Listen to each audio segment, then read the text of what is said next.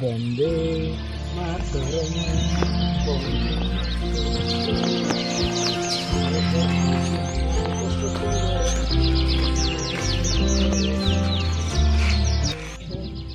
ଝିଣ୍ଟିକାଟି କଣ କରୁଛି? ଏ ଝିଣ୍ଟିଆ,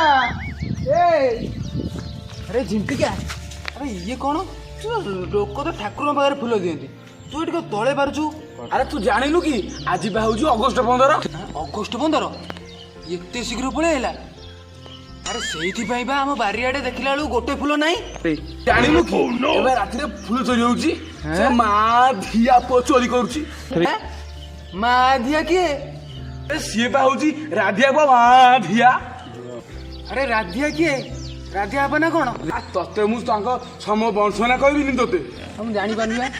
ଆରେ ସେ ଯୋଉ ଗୁଣ୍ଡୁରି ଗୁଣ୍ଡୁରି ଯାହା ପୁଅ ତୋ ସହିତ ଖେଳୁଛି, ହଁ ମନେ ପଇଲା? ତାଙ୍କ ପଡୋଶୀ ତ ସେଇ ରାଧିଆ? ନାଇଁ, ସିଏ ରାଧା ନୁହେଁ, ଆଉ ତା ଦାଦା ପୁଅ ଭାଇର ଆଉ ତାର ନା। ଫୁଲ ସଜାଉଥା, ମୁଁ ଯାଉଛି ଆଉ। ମୁଁ ବି ଯିବି। ଆଉ ଫୁଲ ସଜେଇବୁନି? ନା, ମୁଁ ଗାଧେଇ ପାଧେଇ ସଜେଇବି ଆଉ। ଚାଲ ଚାଲ ଯିବା ଆଉ। ତୁ ଯେତେବେଳେ ଆସିବୁନି ମତେ ଡାକିବୁ ଆଉ। ହଉ ଚାଲ, ହଉ ଚାଲ ଚାଲ ଚାଲ। ଚାଲ। ହ୍ୟାଲୋ ଗୁଣ୍ଡୁଚି, ଆରେ ଆସୁନୁ, ତ କେତେଥର କହିବି? ଜଲ୍ଦି ଆ। ହଉ ହଉ, ହଁ ଯାଉଛି, ରଖ।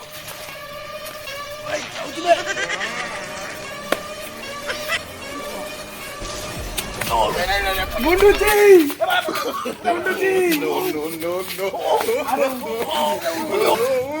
ଗୁଣ୍ଡୁଚି ଭାଇ ନା, କାହିଁ ଏମିତି ହଉଛ? ଛାଡ ଛାଡ ଛାଡ। କର ତ ଖାଇଯାଇଛି, ଏତେ ଷ୍ଟାଇଲ ପୁଣି ତମର। ଆଉ ଗୁଣ୍ଡୁ ଯାଇ ତ ସକାଳ ବା ଠିକ ଥିଲା। ଯାହା ତ ହେଲା, ଯାହା କରୁଛ ଭଲ କରୁଛ। ଆମର ନୁନି ଘରକୁ ନେଇଯାଇଛ। ନୁନି ଧର। ସେ ନୁନି ନୁହଁ, ନାଟା ହଉଛି ନୁନି ଘର।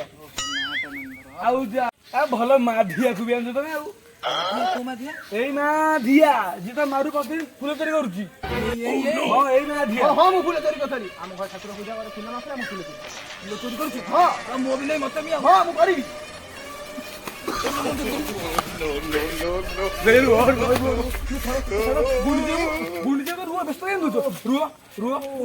ତୁ ବଡ ଚୋର, ମୁଁ ଚୋର, ତୁ ଚୋର, ତ ବସ ଚୋର, ତ ମୁନିଆ ଚୋର, ମୁଁ ଚୋର। ହଁ, ଶୁଣ, ତୁ ବା ସେ ବିକାଜୁ ଆଉ ସୁକୁଟର ଚୋରି କରି ପିନ୍ଧିଥିଲୁ, ଆଉ ସେ ମଲା ଲୋକର ଶୁଣ ମୁଦି ଚୋରି କରି ପିନ୍ଧିଥିଲୁ।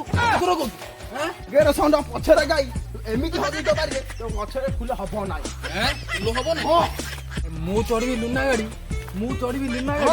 ତୁ ସେଇ ପିନ୍ଧିବୁ ତୁ ବିକାଜୁର ଫୁଟା ଚଢି। ଝଗଡା ହୁଅନି। ଅଗଷ୍ଟ 15 ପାଇଁ କଣ ଆସିବ ଚାଲ ଦେଖିବା। ହଉ ଚାଲ ଚାଲ। ହେଇ, ତୁ ଯା ସେ ଷ୍ଟାଣ୍ଡଟା ନେଇ ଆସିବୁ ହେଲା, ଆଉ ତୁ ଯା ପତାକାଟା ନେଇ ଆସିବୁ, ଆଉ ତୁ ଯା ସେ ଯୋଉ ବାଡ଼ିଟା ଆଣିକି ଆସିବୁ, ଆଉ ପତାକା ତ ଉତ୍ତୋଳନ କରିଦେବା ଆଉ। ଚାଲ। ହେଇ, ଆଉ ତମେ ସବୁ ଯାଅ, ମୁଁ ତ ଚାଲିପାରୁନି, ଆଉ ମୁଁ ଏଇଠି ବଇଛି, ତମେ ସବୁ ଜିନିଷଟା ଆଣିକି ଆସିବ। ଏଇଠି ବଇଛି।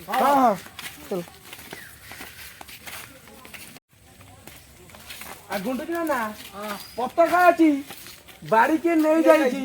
ବାଡ଼ି କିଏ ନେଇଯାଇଛି? ହଁ, କିଏ ନେଲ? ଆମେ ଜାଣିନୁ। ଆଉ ସେ ବାଡ଼ି ତ କିଏ ନେଇଗଲା?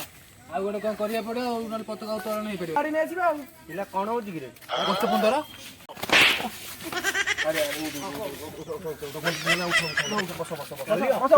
ଗାନ୍ଧୀ ଜୟନ୍ତୀ ବା କାଲି ଗାନ୍ଧୀ ଜୟନ୍ତୀ, ଜାଣିନୁ କି?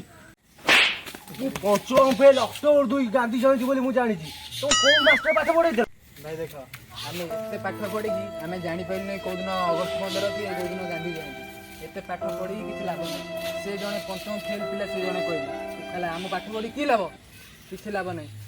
ତେଣୁ ସମସ୍ତଙ୍କୁ କୁହାହେଉଛି ନିଜ ନିଜ କାମରେ ବ୍ୟସ୍ତତା ନ ରହି କି ଆମର କିଛି ପରମ୍ପରା ଓ କିଛି ସଂସ୍କୃତିକୁ ବଜାଇ ରଖନ୍ତୁ, ଆଉ ଯେଝା ଦିନରେ ଯେଝା ପାଳନ କରନ୍ତୁ, ଖୁସିରେ ରୁହନ୍ତୁ।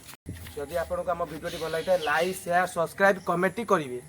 ଆଉ ବେଲ୍ ନୋଟିଫିକେସନ୍କୁ ଅଲ୍ କରିଦେବେ, ଯେମିତିକି ଆମ ଭିଡ଼ିଓ ଆପଣଙ୍କ ପାଖରେ ତୁରନ୍ତ ପହଞ୍ଚିବ।